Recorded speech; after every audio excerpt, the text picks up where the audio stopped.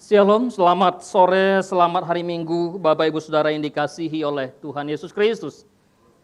Pada kesempatan Minggu Kudus hari ini, minggu kedua di mana kita mengadakan seminar reformasi dua sisi, tanggal 31 besok genap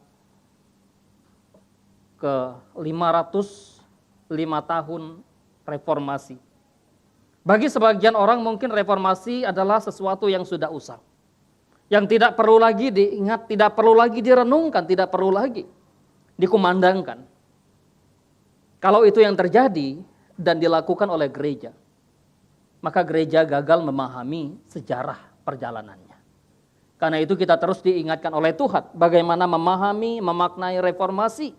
Reformasi kita selalu seminar, pertama bahwa kita mengangkat tokoh Alkitab, dan yang kedua kita mengangkat tokoh-tokoh di dalam sejarah gereja, baik itu teolog atau misionaris atau bapak-bapak gereja yang lain. Dan kita tentu kalau Bapak Ibu Saudara membuka YouTube Gereja Reformasi Indonesia, ini satu warisan yang luar biasa yang almarhum Pendeta Bigman sudah rintis dan kita meneruskan apa yang bagus. Hari ini kita merenungkan satu bagian tentang pahlawan Injil dari seorang perempuan, ya, Johanna Penstra.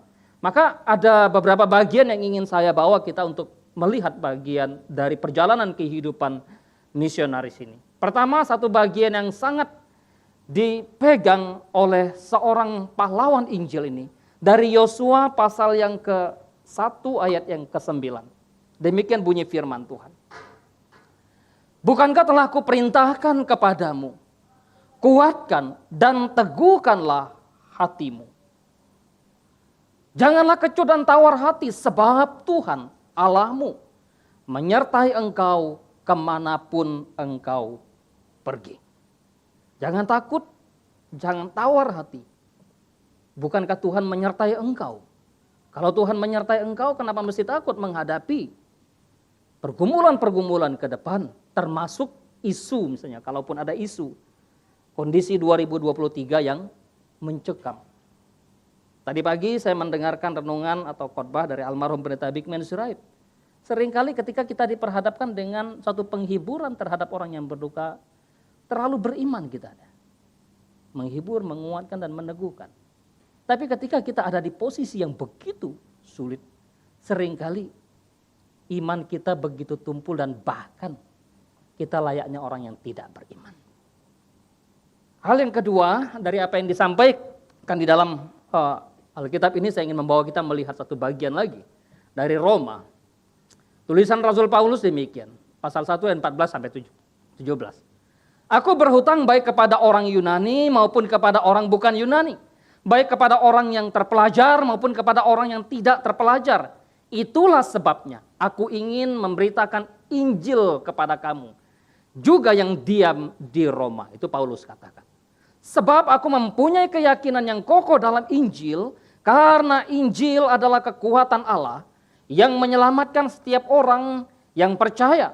Pertama-tama orang Yahudi, tetapi juga orang Yunani.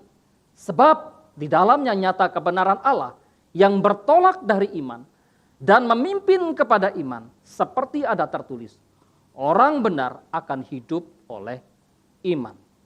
Kemudian pasal 10 ayat 12 sampai 15. Sebab tidak ada perbedaan antara orang Yahudi dan orang Yunani. Karena Allah yang satu itu adalah Tuhan dari semua orang, kaya bagi semua orang yang berseru kepadanya. Sebab barang siapa yang berseru kepada nama Tuhan akan diselamatkan. Tetapi bagaimana mereka dapat berseru kepadanya jika mereka tidak percaya kepadanya? Bagaimana mereka dapat percaya kepada Dia jika mereka tidak mendengar tentang Dia? Bagaimana mereka mendengar tentang Dia jika tidak ada yang memberitakannya? Dan bagaimana mereka dapat memberitakannya jika mereka tidak diutus? Seperti ada tertulis, betapa indahnya kedatangan mereka yang membawa kabar baik. Ini bagian yang sangat menarik ketika kita merenungkan pahlawan Injil. memberitakan Injil. Orang tidak serta-merta langsung, ya tunggu Tuhan datang ke dalam dunia baru dia menginjil atau baru memberitakan Injil kepada orang lain, tidak. Ada satu perintah yang luar biasa yang Tuhan berikan kepada umat percaya, yaitu untuk memberitakan Injil. Karena itulah panggilan kita, tanggung jawab kita, siapapun kita. Bukan hanya tugas pendeta, bukan hanya tugas para misionaris, bukan hanya tugas guru Injil, bukan hanya tugas orang-orang yang menempuh pendidikan di teologi, tidak. Tetapi tugas setiap orang percaya. Karena itu bicara tentang orang percaya dan pemberitaan Injil, maka Paulus sangat memahami bagian bagaimana ketika ia berkata, celakalah aku jika aku tidak memberitakan Injil. Sedemikian berkomitmennya Paulus untuk memberitakan Injil.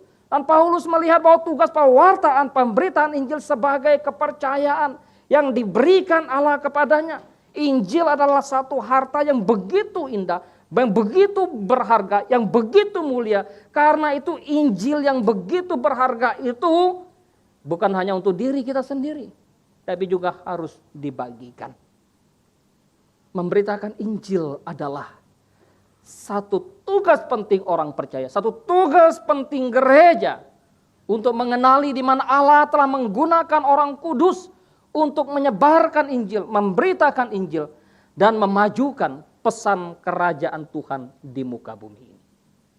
Karena itu bagaimana kita hidup sebagai orang percaya mesti memahami bagian ini. Saya pikir inilah yang ditangkap oleh seorang muda, perempuan yang sebetulnya punya kesempatan emas untuk hidup baik.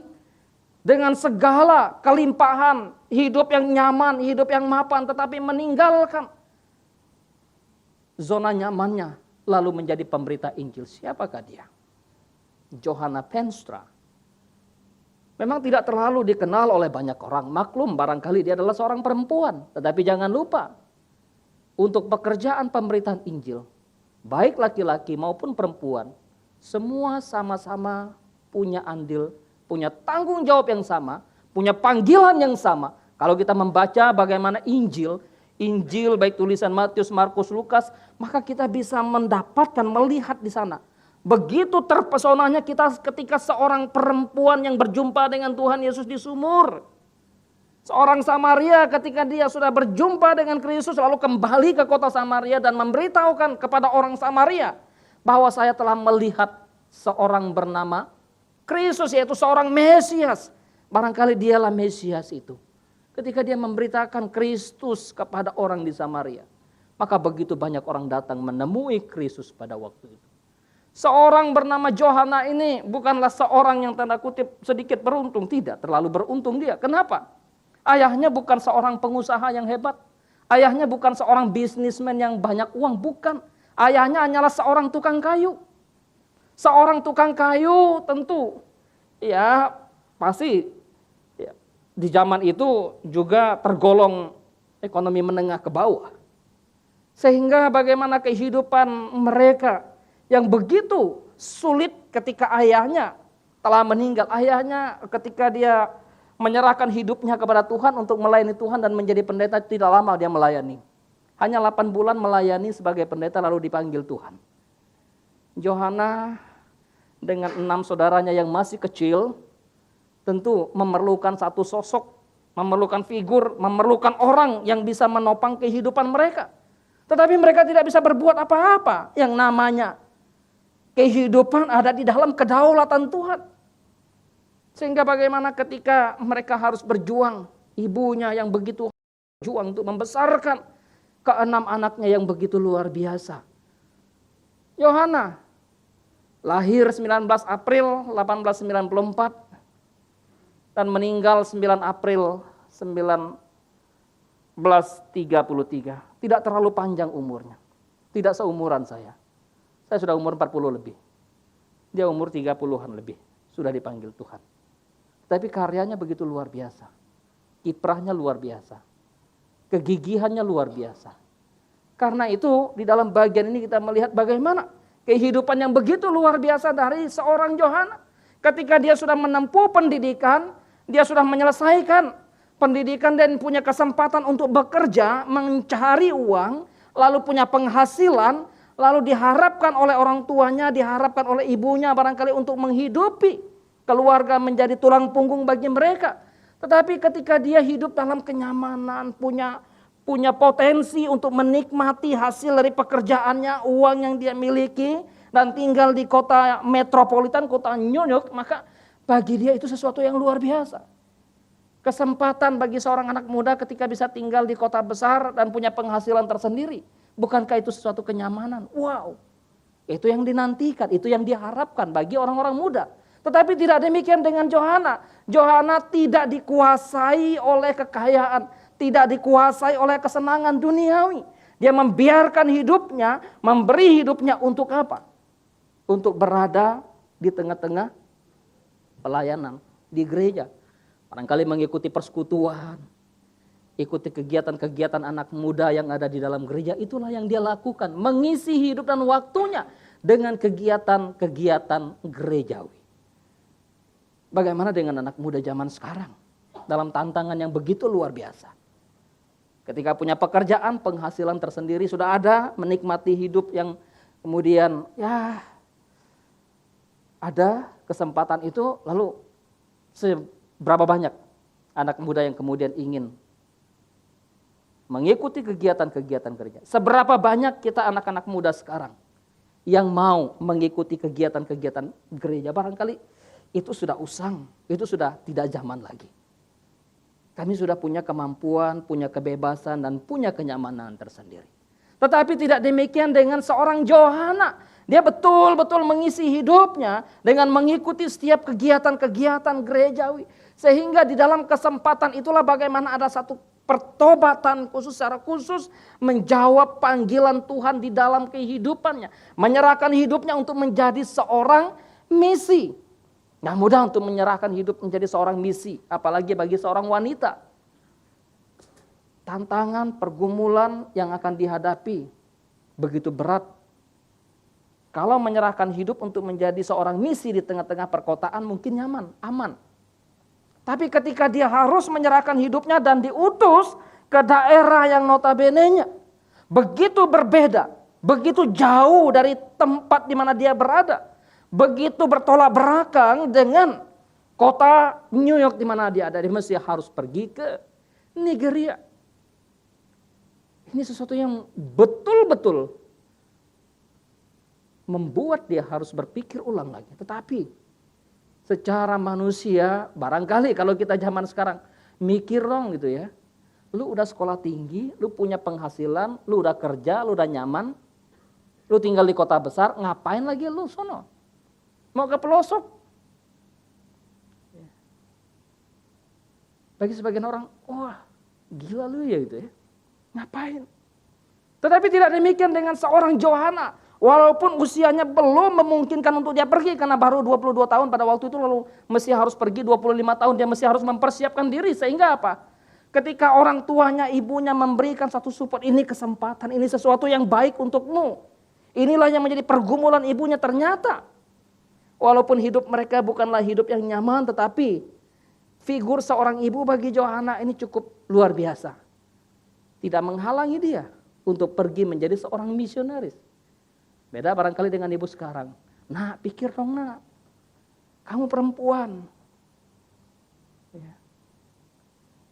Sehingga apa? Dia mesti memperlengkapi diri dengan keilmuan-keilmuan yang lain selain belajar teologi. Memperlengkapi diri dengan ilmu kesehatan, dengan ilmu kebidanan.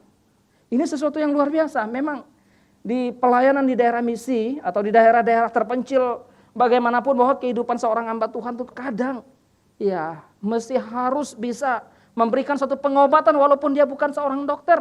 Mesti harus bisa menolong seorang yang melahirkan walaupun dia bukan seorang bidan. Itu pengalaman saya dapatkan ketika saya berada di salah satu daerah di pelosok di Kalimantan Tengah. Tiba-tiba pagi-pagi saya bangun, dipanggil oleh seorang jemaat. Pak pendeta. Walaupun belum pendeta tetap dipanggil pendeta kalau di daerah. Kenapa Pak? Istri saya mau melahirkan Pak, tolong. Saya bingung, saya bukan bidan Pak. Saya hamba Tuhan. Tetapi istri saya mau melahirkan, gak ada yang bisa menolong istri saya mau melahirkan. Emang bidannya kemana? Bidannya harus panggil dari kampung sebelah, Pak. Dan bidan itu belum datang. Istri saya sudah mau melahirkan, anak sudah mau keluar, Pak. Seorang yang masih bujangan. Lalu diperhadapkan dengan demikian, bagaimana menolong seorang ibu yang melahirkan? Waduh, ini pengalaman sekali seumur hidup yang saya alami. Gak mudah. Tapi itulah panggilan. Itulah cara Tuhan bagaimana memakai setiap orang surut dengan kehendaknya. Ya mau tidak mau, saya mesti harus jalani, saya lakukan. Menolong seorang ibu. Walaupun gak tahu, ibu tarik napas. Ambusa, tarik napas, sembunyikan dengan dibantu suaminya. Akhirnya keluarlah anak itu. Saya kasih nama juga. Kasih nama Pak Pendeta. Ya, seorang gadis, seorang perempuan. Ya. Nah, itulah gambaran yang begitu luar biasa yang dihadapi oleh seorang misionaris, termasuk seorang Joanna. Karena itu bagaimana kehidupannya. Dia tahu bagaimana panggilan hidupnya. Dia tahu kemana Tuhan akan mengutusnya. Dia tahu kemana dia harus pergi diutus oleh Tuhan itu. Ini tidak mudah. Kalau bukan suatu pergumulan yang begitu intim dengan Tuhan. Enggak mudah. Untuk menjawab satu panggilan Tuhan itu. Tetapi seorang Joanna betul-betul memahami panggilan. Sehingga ketika dia datang ke daerah yang di mana dia melayani, ya, apa yang dilakukan di sana? Bukan tempat yang nyaman. Tinggalkan mimpi, kenangan, kerinduan untuk tinggal di apartemen di kota metropolitan, di tempat yang mewah, di gedung atau di rumah yang begitu luar biasa. Enggak. Siap tinggal di gubuk, siap tinggal di pondok-pondok. Tetapi itu harus dialami, itu harus dijalani. Dia mesti harus pergi dari desa ke desa, dari kampung ke kampung untuk memberitakan Injil. Bukan dengan kendaraan, tetapi hanya dengan sebuah sepeda. Sebuah sepeda, dia mesti harus mendayung sepeda. Dia harus pergi ke daerah-daerah, pergi ke kampung, keluar kampung, masuk kampung, keluar kampung, masuk kampung untuk memberitakan Injil. Untuk mengabarkan Injil kepada orang-orang di Nigeria. Sehingga bagaimana buah pelayanannya begitu luar biasa. Ketika kita melihat dari tulisan, maka kita mendapatkan di sana bagaimana gerakan reformasi yang dilakukan oleh Johanna Venstra. Bagaimana dia memulai suatu pelayanan dengan mendirikan ada sekolah-sekolah, pengajaran-pengajaran. Ada klinik-klinik yang dia lakukan, ada gereja, ada pemberitaan Injil yang dia lakukan. Maka waktu merenungkan bagian ini, ya, pekerjaan-pekerjaan para misionaris inilah yang kadang menginspirasi para generasi kekinian di dalam melayani Tuhan. Dan itu sebetulnya kalau Bapak Ibu terus melihat bagaimana pekerjaan Tuhan yang Tuhan lakukan melalui Gereja Reformasi Indonesia, Yayasan Mika, STT Makedonia, itu bagian yang luar biasa, yang sangat-sangat real di dalam memaknai reformasi di zaman sekarang juga. Bagaimana kita memperhatikan kehidupan pelayanan ini. Sehingga kita tidak hanya melihat bagaimana hidup kita yang berkelimpahan, lalu berkecukupan, kita puas diri. Kita tidak melihat bagaimana misi yang Tuhan percayakan. Misi yang Tuhan sudah taruh, misi yang Tuhan berikan itu. Karena itu melalui reformasi tahun ini, biarlah kita juga terus digugah oleh Tuhan. Diingatkan oleh Tuhan. Ada perjuangan-perjuangan, pergerakan-pergerakan di daerah. Secara khusus melalui pelayanan sayap Gereja Reformasi Indonesia untuk memberitakan Injil di daerah-daerah, secara khusus di Kalimantan Barat. Bukan tidak ada tantangan loh. Ada. Tantangan itu bukan dari orang yang tidak mengenal Kristus. Tantangan itu dari gereja-gereja yang ada. Dari orang-orang Kristen dan bahkan dari yang menyebut dirinya sebagai hamba Tuhan. Sehingga sudah sekian, satu duta baca kita sudah berjalan. Tiba-tiba beberapa minggu yang lalu, hari Sabtu tim dari CT dengan mahasiswa mau pergi ke duta baca kita. Apa yang terjadi? Jalan dipagar. Jalan ditutup. Oleh siapa? Oleh orang yang menyebut dirinya sebagai gereja juga. Oleh orang yang menyebut dirinya sebagai hamba Tuhan lalu memprovokasi orang-orang di sekitar situ. Ntar anaknya kamu kalau ikut duta baca, ntar nilaimu dipotong loh. Mau nggak naik kelas? Ya mana anak berani? Lebih baik nggak ikut duta baca daripada nggak naik kelas. Ya. Jadi pergumulan-pergumulan itu sangat real. Tantangan-tantangan dalam misi sangat real. Maka bagaimana kehidupan seorang bernama Johanna Venstra ini diperhadapkan dengan banyak hal. Tetapi tidak menyerah di dalam memberitakan Injil. Buah sulung pemberitaan Injilnya bukan orang kaya. Bukan orang yang mampu membiayai misi pelayanan yang dia kerjakan, bukan. Seorang wanita yang begitu sederhana. Seorang perempuan yang begitu sederhana. Itulah buah pertama pelayanan dari Johanna Venstra. Kalau dia orang yang hebat, gampang ya. Puji Tuhan. Pemberitaan Injil pertama yang bertobat adalah seorang bisnismen yang punya harta. Sehingga nanti dia mensuplai, membiayai. Enggak. Ini orang yang begitu sederhana. Dan itulah yang terus didorong dia dilayani untuk apa? Membagi imannya lagi kepada orang-orang lain.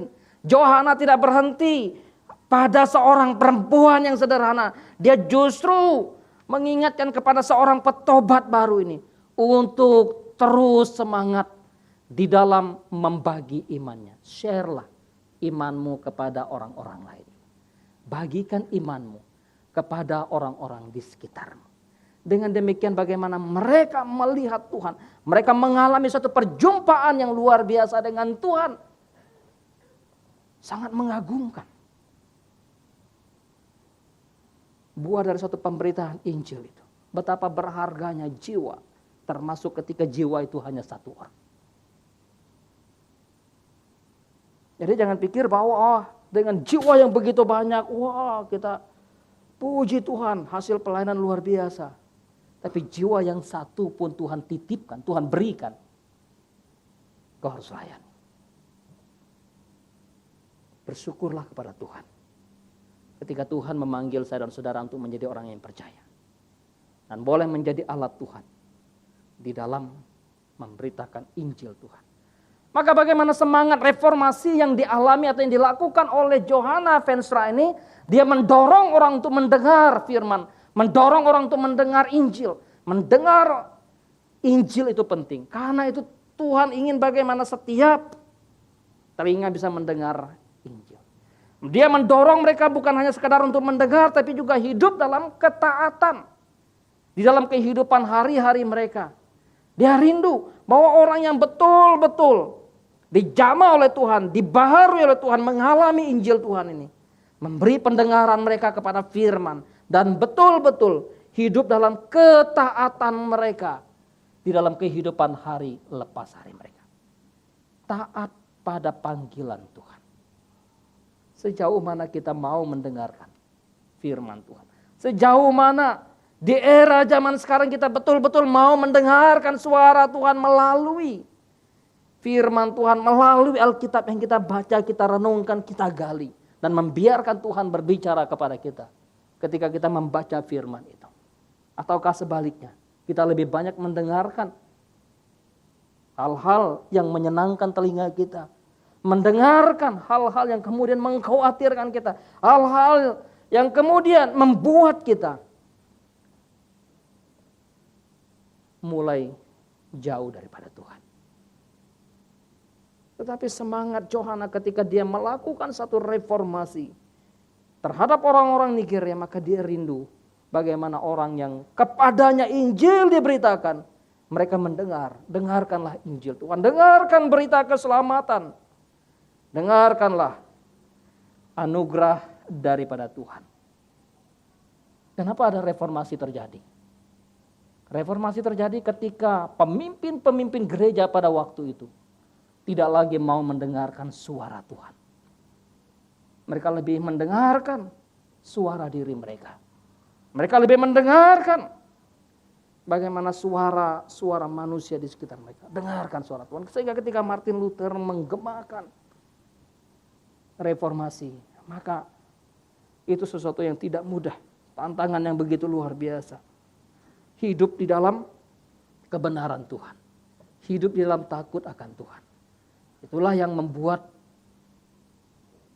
hidup kita sesungguhnya berkenan di hadapan Tuhan. Ibu bapak saudara yang dikasihi Tuhan, maka apa yang dialami oleh seorang pahlawan yang begitu luar biasa, berani menjalani panggilan Tuhan. Dan pemberitaan Injil tidak boleh berhenti, pemberitaan Injil tidak boleh terputus, harus terus menerus. Sehingga mandat yang Yesus berikan kepada para murid, pergilah jadikanlah semua bangsa muridku dan seterusnya. Ajarlah mereka dalam nama Bapa dan Putra dan baptislah mereka dalam nama Bapa dan Putra dan Roh Kudus. Ajarlah mereka melakukan segala sesuatu yang telah Kuperintahkan kepadamu. Maka untuk kita membaca tulisan Paulus, bagaimana Paulus terus mendorong orang-orang juga untuk terus memberitakan Injil. Bukan tidak ada tantangan, tetapi perlu ada kekuatan di sana. Yohana memiliki kekuatan dan keteguhan hati. Sehingga ketika ada pergumulan-pergumulan yang dihadapi, dia memegang suatu kebenaran yang Tuhan nyatakan kepada Yosua. Yosua yang dipakai oleh Tuhan untuk membawa bangsa Israel memasuki tanah perjanjian ketika Musa sudah tidak ada. Maka pasal 1 ayat 9 itulah yang dipegang oleh Yohana. Engkau harus kuat. Engkau harus memiliki keteguhan hati dalam menghadapi pergumulan-pergumulan hidup dalam memberitakan Injil. Itulah yang luar biasa dialami, dijalani oleh seorang misionaris ini. Sehingga pada akhirnya bagaimana dia dipanggil atau disebut sebagai seorang ibu spiritual bagi orang Nigeria.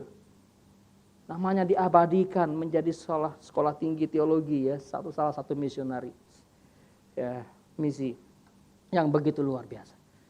Bukan tanpa tantangan, tantangan itu bukan datang dari luar yang dihadapi, tantangan itu datang dari organisasinya sendiri, dari gereja yang mengutus dia sendiri. Ketika mereka melihat bahwa orang-orang Nigeria ini tidak punya pengharapan, tidak punya kekuatan untuk kerajaan Allah, maka gereja beralih. Misinya dari Nigeria nanti beralih ke Tiongkok. Ya, kenapa? Melihat ini kayaknya nggak memberikan keberuntungan di dalam suatu misi, dalam satu gereja, dalam satu pelayanan.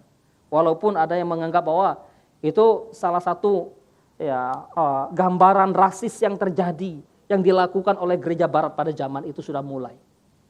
Sehingga ketika bicara tentang reformasi adalah bagaimana pekerjaan Allah. Reformasi tidak bergantung pada harapan dan pendapat manusia. Tidak bergantung pada satu atau dua orang, tidak bergantung pada lembaga atau gereja tertentu. Tetapi berakar pada Allah sendiri. Jadi ketika Yohana melihat bahwa tidak ada lagi terlalu baik dukungan terhadap misi yang dia kerjakan, maka apakah dia mundur? Tidak. Dia tetap harus maju. Dia tetap berjuang untuk memberitakan Injil, melayani orang-orang yang Tuhan percayakan kepadanya. Tantangan ada, kesulitan ada, pergumulan ada, tapi pelayanan tidak pernah dan tidak boleh berhenti di sana. Pelayanan harus terus dilakukan. Karena itu bagaimana Yohana di dalam kehidupannya dia mengatakan, apakah dia menyesal dengan menyerahkan hidup untuk menjadi seorang hamba Tuhan, untuk menjadi seorang misi, meninggalkan kenyamanan, meninggalkan pekerjaan, meninggalkan penghasilan yang begitu mapan, lalu pergi ke daerah yang begitu sulit? Tidak. Aku sama sekali tidak pernah menyesal meninggalkan kehidupan gemerlap di kota New York itu. Tidak, aku datang ke sudut gelap kebun anggur Tuhan ini. Tidak ada pengorbanan apa-apa padaku. Karena Yesus Kristus sendirilah teman sejatiku. Dengan kata lain, aku ini bukan siapa-siapa. Kalaupun Tuhan mau pakaiku menjadi alatnya, aku bukan orang yang hebat. Aku bukan orang yang kuat. Aku bukan orang yang hero, bukan. Tetapi bagaimana memahami panggilan Allah yang begitu luar biasa di dalam kehidupan kita. Karena itu ibu bapak saudara yang dikasihi Tuhan, apa yang bisa kita renungkan, apa yang kita bisa pelajari dari bagian ini. Bagaimana kegairahan, keteguhan hati kita untuk menjadi pemberitaan Injil dalam kehidupan sehari-hari kita. Tidak harus ke negara mana. Beritakan Injil kepada orang-orang terdekat kita. Jadilah pahlawan Injil bagi suamimu. Jadilah pahlawan Injil bagi istrimu. Jadilah pahlawan Injil bagi anak-anakmu. Jadilah pahlawan Injil bagi orang tuamu.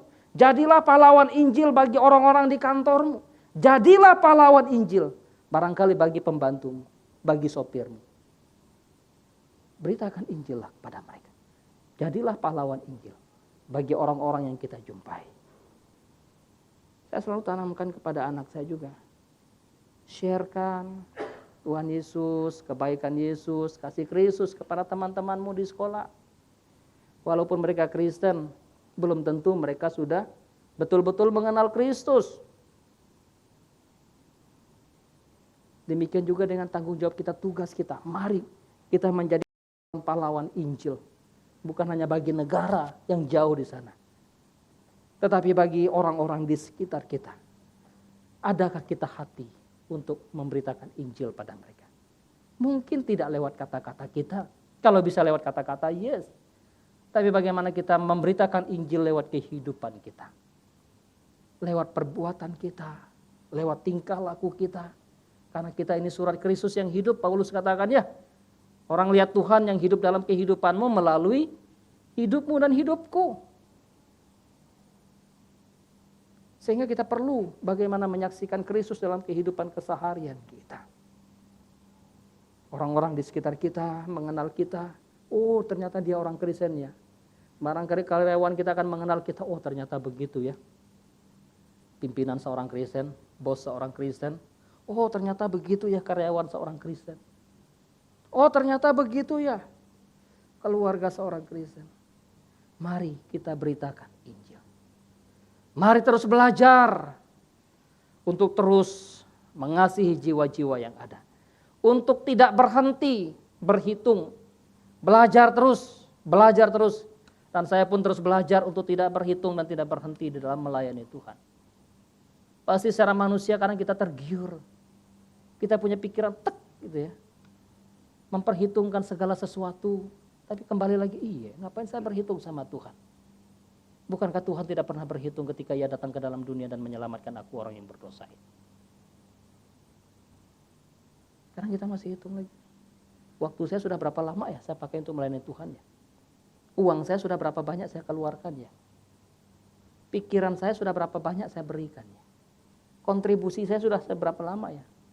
Ingat, jangan lupa, ketika Tuhan mempercayakan segala sesuatu pada kita, Tuhan punya maksud bagaimana kita pakai itu juga.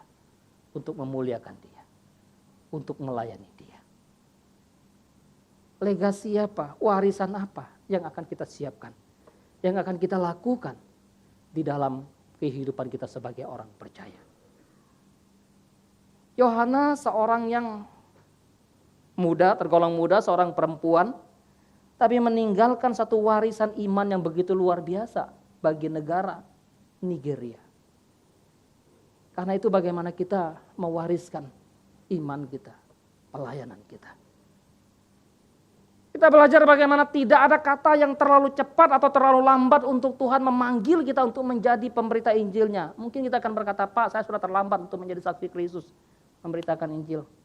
Pak, ini terlalu cepat, saya masih terlalu muda, saya nggak mau jawab panggilan Tuhan. Kita belajar. Nggak ada waktu yang terlalu cepat atau yang terlalu terlambat ketika Tuhan memakai seseorang untuk menjadi alat di dalam tangannya. Barangkali kita tidak bisa lagi menyerahkan hidup untuk menjadi hamba Tuhan secara full timer. Tapi kita punya kesempatan, punya anugerah yang begitu luar biasa untuk melayani Tuhan. Mungkin kita tidak bisa pergi, kita masih punya pikiran yang bisa kita sumbangkan. Kita masih punya harta yang kita bisa pergunakan untuk melayani Tuhan. Kondisi ekonomi tidak menghalangi Tuhan untuk memakai seseorang menjadi pemberita Injil. Mungkin kita akan berkata, Pak, saya terlalu miskin, saya mau melayani Tuhan, memberitakan Injil dengan cara apa? Dengan cara bagaimana? Atau kita berkata, saya sih punya harta, tetapi saya juga masih punya keperluan ini dan itu. Karena itu ketika Tuhan panggil saya dan saudara, bagaimanapun situasi, kondisi ekonomi kita, maka ketika Tuhan mau panggil, mau pakai kita, tangkaplah momentum itu. Tangkaplah kesempatan itu. Berilah diri kita untuk menjadi orang yang peka, mendengar suara Tuhan, memanggil kita untuk menjadi pemberita Injilnya. Berilah hidup kita untuk taat melakukan firman-Nya dimanapun Tuhan hadirkan kita. Menjadi pemberita Injil bisa di mana aja. Kembali biarlah kita diingatkan oleh Tuhan untuk terus mengerjakan panggilan Tuhan. Barangkali kita akan bingung, Pak, saya bermisi kemana? Kita punya misi yang begitu luar biasa. Pada akhirnya bagaimana kita bermisi bagi Tuhan di dalam memberitakan Injil. Tuh lihat ada misi yang begitu luar biasa. Ada ladang pelayanan yang begitu luas.